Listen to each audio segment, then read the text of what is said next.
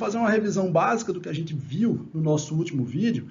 O que é que a gente viu? A gente viu que todo ventilador é controlado por uma CPU que esse CPU controla um sistema de válvula inspiratória e expiratória que controla a entrada e a saída de ar que vai para o paciente. Tudo isso é jogado para uma monitorização e para um sistema de comando que você que está lá na beira do leito vai fazer os ajustes de ventilação mecânica. Vamos fazer uma análise gráfica do que a gente viu. Então, vou criar para vocês aqui a curva pressão-tempo. Então, aqui eu tenho a curva pressão e a curva tempo.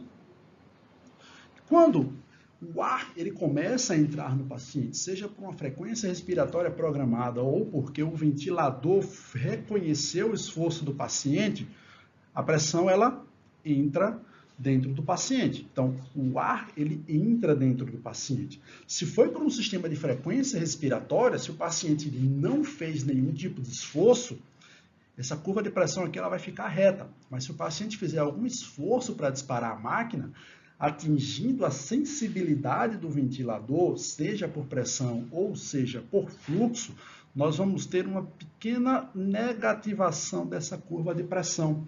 Por quê? Porque o paciente ele puxou o ar para valores abaixo, puxou o ar e negativou essa pressão para valores abaixo do que antes estava estabelecido. Então, o ar ele entra, passa um período dentro do paciente e chega um momento em que ele sai. Então, aqui nós temos o nosso disparo e aqui nós temos a nossa ciclagem. Temos aqui nossa fase inspiratória e esse período até o início de um novo ciclo ventilatório é a nossa fase expiratória. O que é que acontece aqui, então, quando a pressão ela entra, quando o ar ele começa a entrar dentro do pulmão, existe uma movimentação de fluxo. O fluxo ele é a velocidade com que o ar entra no pulmão. E como eu falei no último vídeo, o fluxo ele é o único gráfico bifásico, ou seja, ele tem para cima e tem para baixo. Então, gráfico de fluxo, ele é representado por um V, por uma bolinha em cima, fluxo-tempo. Temos o que então, pessoal? Quando o ar ele começa a entrar no paciente, temos um fluxo inspiratório que acelera, que entra nos pulmões do paciente. Passa um determinado momento em que esse fluxo começa a diminuir, porque o pulmão ele está começando a se encher e ele está terminando o seu enchimento. Chega um período que nós programamos na máquina, a depender do modo ventilatório, ele para o fluxo inspiratório e automaticamente ele abre a válvula expiratória. Então, lembra daquele último vídeo? Fecha a válvula ins, abre a válvula ex, o ar sai e aí ele volta para a linha de base.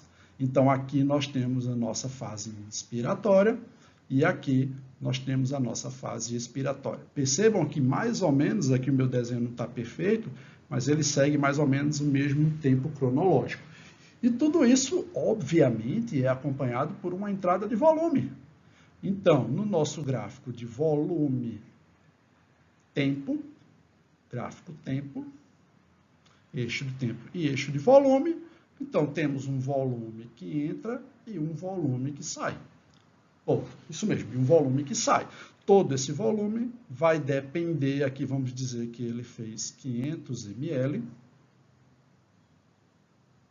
Todo esse volume vai depender ou do volume que você programou, ou da pressão que você determinou, ou do esforço muscular do paciente, da mecânica respiratória que o doente apresente.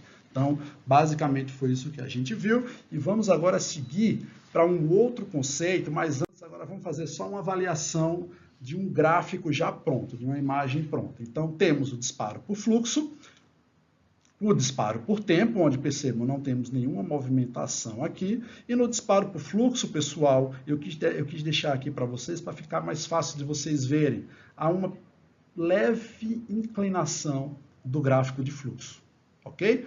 Então, na avaliação de gráfico de fluxo, quando você tem um disparo da máquina causada pelo esforço do paciente, vemos uma leve inclinação do gráfico de fluxo, Ou então, se o paciente ele atingiu a sensibilidade aqui nesse ciclo, nós temos uma diminuição da pressão, no gráfico de pressão. Então, essas são as formas de avaliarmos se o doente disparou ou não a máquina. Existem outras formas, mas a avaliação gráfica é essa. Alguns ventiladores mais modernos mudam a cor da curva, outros colocam um Tzinho de trigger lá, outros acendem de uma forma global a curva. E às vezes, você olhando a frequência respiratória, você sabe se o paciente ele está assumindo ou não a ventilação mecânica. Tudo isso vai ser destrinchado nos nossos próximos vídeos. Outro conceito, pessoal, muito importante, conceito básico de ventilação mecânica, é a famosa PIP, que, na minha opinião, ainda é um dos maiores desafios quando se trata em ventilação mecânica, principalmente nos doentes com SDRA. O que é a PIP? Vem do termo Pressure and Expiratory Positive, traduzido para o português, pressão expiratória final positiva. E ela serve para quê? Basicamente para manter os alvéolos abertos. Ah, Eduardo, manter os alvéolos abertos. A manutenção dos alvéolos abertos serve para muita coisa, principalmente quando pensamos lá na fisiologia da lei de Fick. Lembrem, esse cara, vamos depois fazer um vídeo só sobre ele. A lei de Fick diz que quanto maior a área de troca gasosa, mais fácil essa troca ocorrerá. Então, por isso que muitas vezes nós buscamos aumentar o tamanho do nosso alvéolo para que tenhamos melhor capacidade de troca gasosa. Aumenta a CRF, né, a nossa capacidade residual funcional, e as formas de determinadas vai depender de patologia para patologia, do que os nossos pacientes apresentam. Então, em ventilações mecânicas específicas, vamos analisar cada um da PIP. E ela tem, logicamente, apresenta alguns riscos, como barotrauma e hipotensão, pela redução do retorno venoso, principalmente para pacientes que estão hipovolêmicos. Então, Eduardo, o que é mais ou menos a PIP? Vamos imaginar que nós temos o nosso alvéolo aqui, deste tamanho.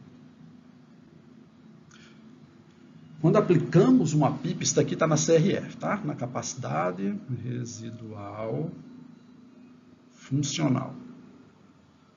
CRF. Quando aplicamos uma PIP nesses alvéolos, o que é que acontece? Ele acaba ficando mais aberto.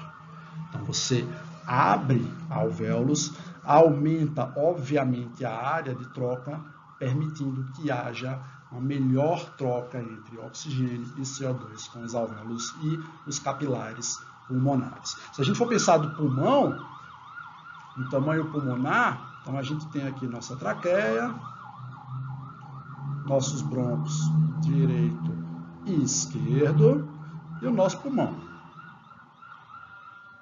Mais ou menos isso. Quando aplicamos uma PIP, no sentido mais macro, o pulmão ele fica mais aberto. Isso é importantíssimo se formos pensar em mecânica diafragmática, uma coisa muito interessante em estratégias de proteção pulmonar. Então, vamos guardar isso daí, vamos pensar nesses conceitos fisiológicos, porque mais na frente eles vão ser muito importantes.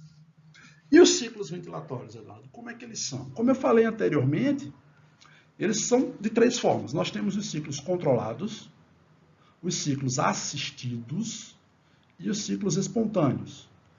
Isso vai passando de uma esfera onde o doente ele está completamente dependente do ventilador, ou seja, os ciclos controlados, a máquina faz tudo. No ciclo assistido, o paciente ele dispara a máquina, mas a máquina ainda controla o tempo inspiratório, a máquina controla o fluxo, a máquina controla a ciclagem. E passando para um modo espontâneo, o paciente faz praticamente todo o esforço respiratório, cabendo à máquina apenas um suporte, uma ajuda nesse processo de ventilação mecânica. Então, do ponto de vista didático é separado, mas lá na prática clínica, lá no nosso dia a dia, a gente vê nos nossos ventiladores um modo assim, ó, A,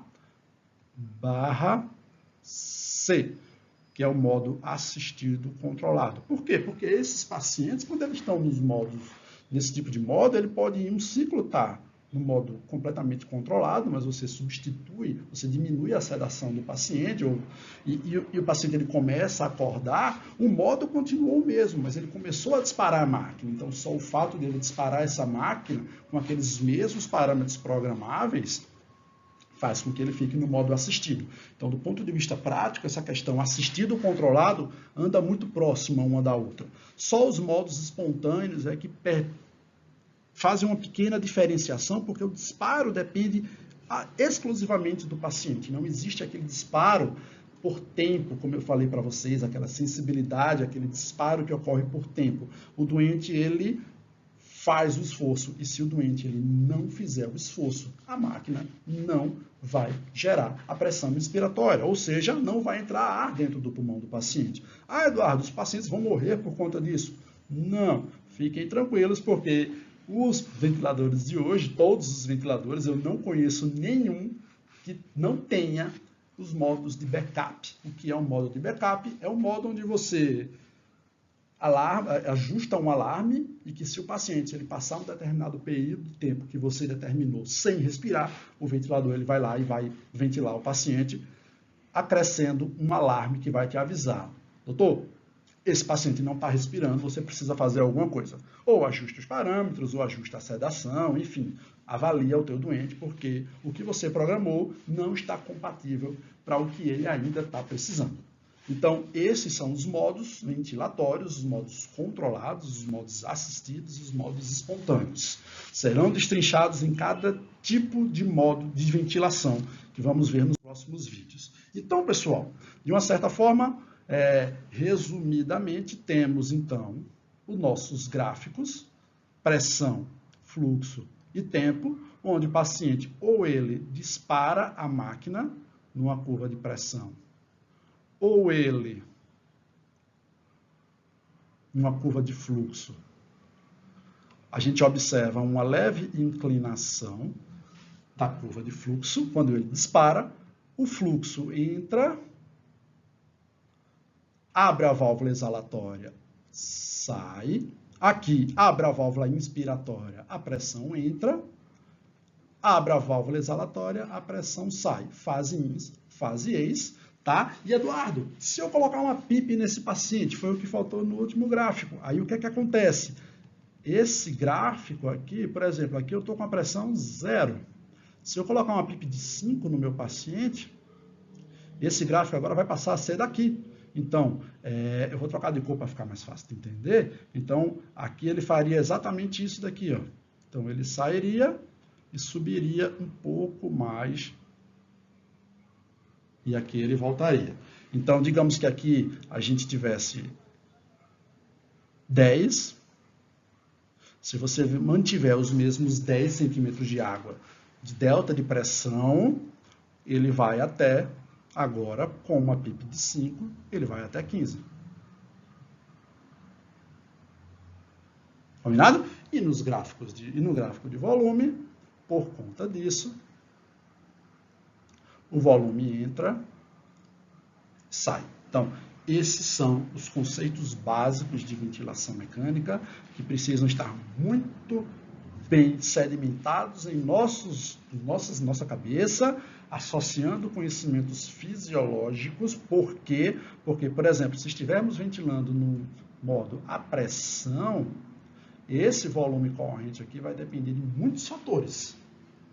De mecânica, esforço, tempo inspiratório. E se estivermos ventilando no gráfico no modo a volume, Eduardo, o volume vai ser fixo, mas aí essa pressão vai depender também do esforço do doente, da mecânica. Então, pessoal, conhecimento de fisiologia e assistência ventilatória mecânica não podem andar separados.